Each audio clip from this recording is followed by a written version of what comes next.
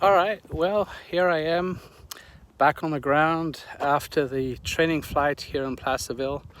As you see, they've got a really nice FBO here, and winds are still pretty mild, although a little bit of bump or chop as I came in to land about an hour ago. So the good news is this, the motor performed absolutely perfectly. And I don't know if you can really see this, but you can kind of see the snow on the mountains. Maybe not. Anyway, I was able to climb up to 10,000 MSL, which is about the height of the Tahoe Mountains there with the snow in the background. And that's about 7,800 feet off the ground.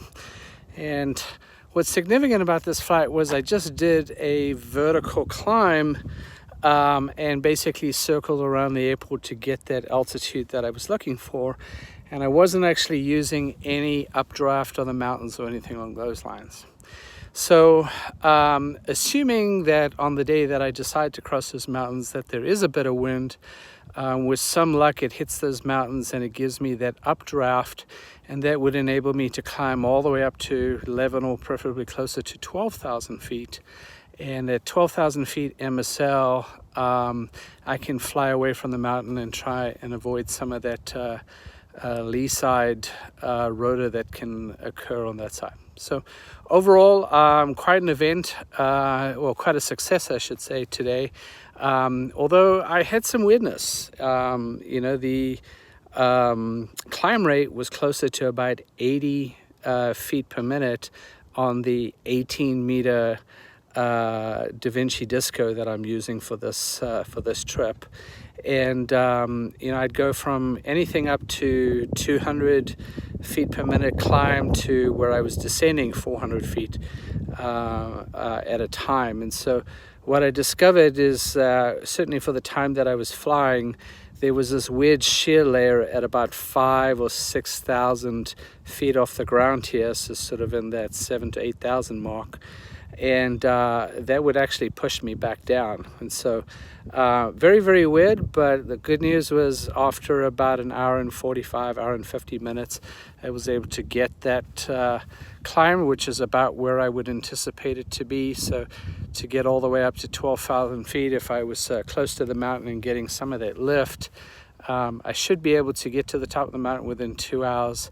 And then that gives me about an hour to make my descent down the other side and do that fairly quickly. And the cool thing is, out of the a little shy than 4 gallons that I loaded, I probably had about 1.5 gallons left. So at least an hour of flight left, which is exactly what I wanted to see, and it totally demonstrated the fuel efficiency that I love about the Corsair the Black Devil 172 is definitely there. I should mention too that it's the same engine that I did the coast to coast with, and that was sponsored by Corsair. I'm still flying the same frame from Blackhawk Paramotors, and the props that Helix sponsored. So I'm flying the 130 prop, 3-blade prop that they provided.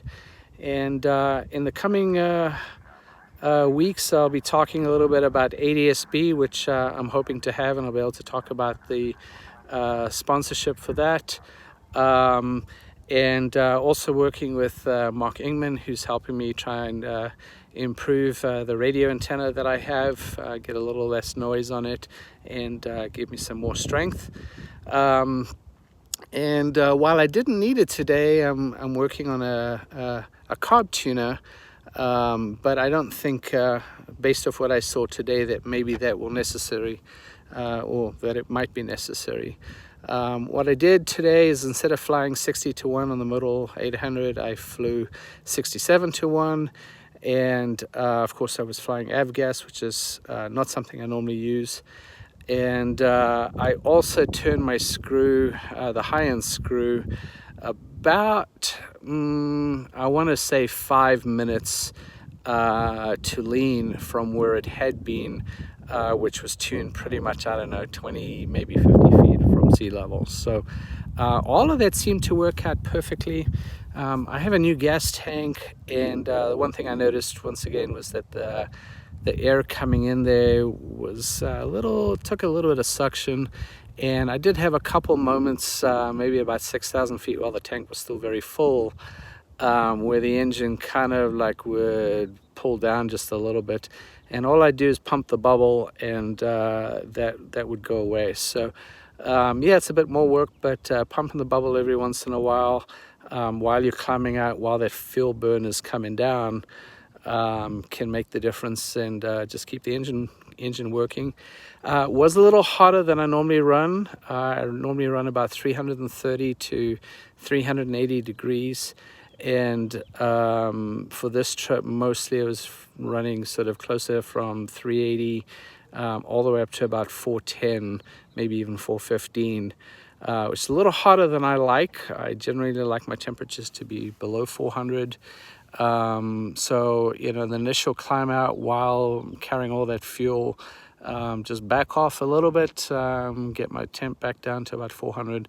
And then once I found I sort of broke through that 6,000 feet MSL level, sort of run about 4,000 feet off the ground, as the air temperature cooled out, so did my engine. So, and then I was able to increase the RPM a little, and increase my climb rate. So I'm gonna be a little heavier, so either I gotta lose some weight, which I could do with losing 5-10 pounds, preferably about 10, but as I found out with the coast to coast, you know, I did lose some weight. I lost about 5 pounds, about a pound per day when I'm doing these trips. So I don't know, maybe if I'm at run about the 183 mark instead of the 180 mark, that'll work out perfectly.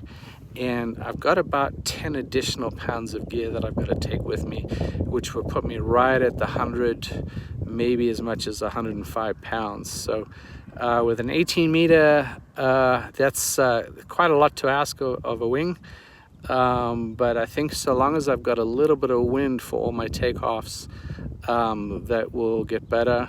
Obviously, as I consume oil and all that other cool stuff, then overall I'll have less and less weight with me as I continue on. So there you have it, and thanks for tuning in. Make sure that if you haven't already done so, subscribe, and that way you get all the updates as they come in.